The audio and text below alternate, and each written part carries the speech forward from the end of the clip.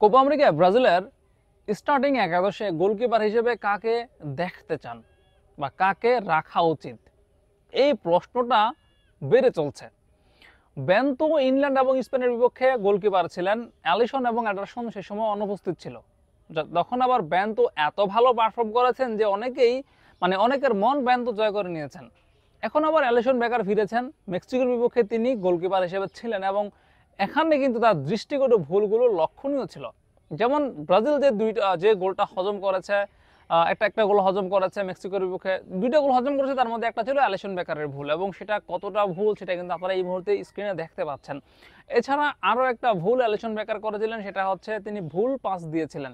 কিন্তু সৌভাগ্য অ্যালিসন বেকারের যে সেই ভুল পাস থেকে আসলে গোল হজম করতে হয়নি। যদি গোল হজম করতে হতো তাহলে কিন্তু সেখান থেকে আসলে বিপদের কিছু হতে পারতো, ম্যাচের ফলাফলটা অন্যরকম হলেও হতে পারতো। তো এই অ্যালিসন বেকারকে আসলে অনেকেই ব্রাজিলের কোপা আমেরিকার যে টুর্নামেন্ট সেখানে স্টার্টিং একাদশে দেখতে যাচ্ছেন না, সবাই বেনতোকে প্রেফার করছেন।